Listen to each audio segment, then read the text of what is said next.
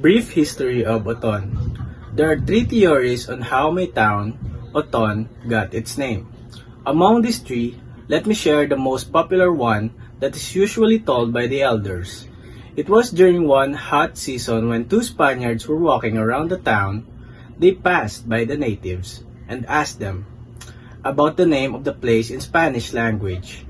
The natives, who had no idea what they were saying, though, that they were asking about the time. It was noontime then, so they answered Ugtong Adlaw, thinking that the place is called Ugtong. The Spaniards kept on saying it since they could not pronounce the phoneme ng, Ugtong became Oton. Oton was the first settlement established in Panay.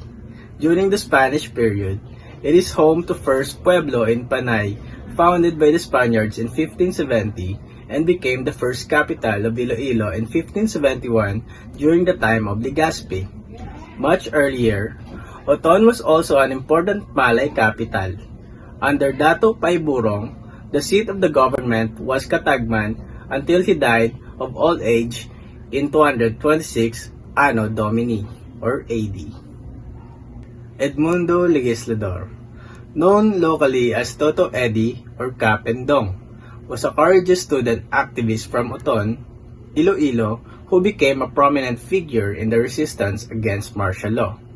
Born into a notable family in 1950, he transitioned from a student leader into a dedicated advocate for the marginalized, focusing his efforts on the rights of sugar plantation workers, Sakadas, in the Visayas.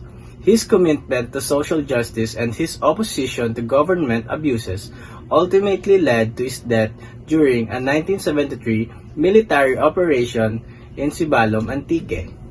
Though he was only 23 years old at the time of his passing, his sacrifice earned him a place at the bentayog ng mga bayani, cementing his legacy as a symbol of bravery and a vital part of Oton's historical identity.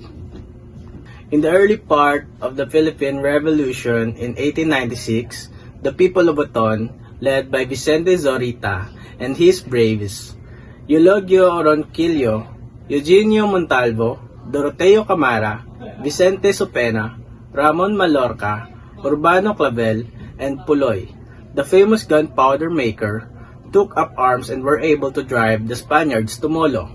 The local artist Gregorio Masculino, a farm-based artist in Oton, Iloilo, who put up an artist village called Pugad.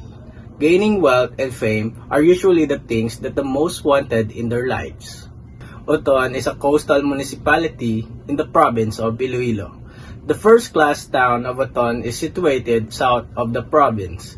It is approximately 10.2 kilometers or a 30 minutes ride from Iloilo City and is bordered on the east by the district of Arevalo in Iloilo City, in the west by the municipality of Tigbawan, in the north by San Miguel, and the southern portion by a stretch of the shoreline of the Sulu Sea.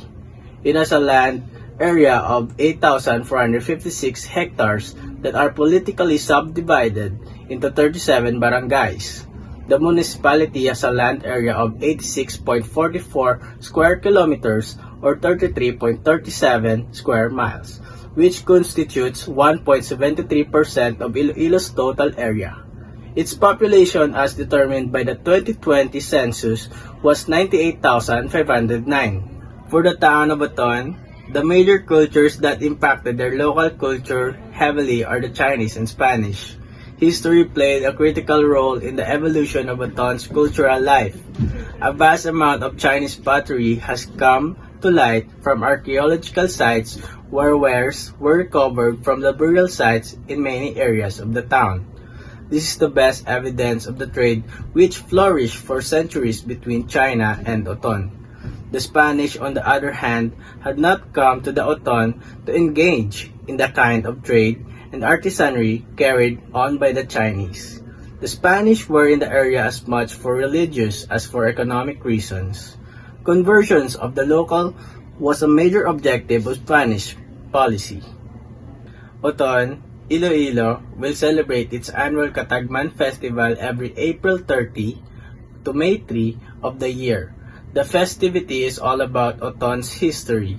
It is one of the Iloilo's successful community events and promotes the town's wonderful stories and places. Hablon is one of the handicrafts in Oton. Hablon is a hand-woven fabric used for clothes and tablecloths. It is taken from a Hiligaynon word, habol, meaning to weave. The Sandia Festival. The watermelons grown in Oton are the best in Iloilo and thus making a name for itself as Iloilo's watermelon capital. The annual Sandia Festival celebration is a step forward in helping farmers become economically stable, benefiting from watermelon cultivation. In Oton offer relaxing coastal views, refreshing pools, and a peaceful escape from city life. It is perfect for family and friends, combining comfort with the natural beauty of seaside.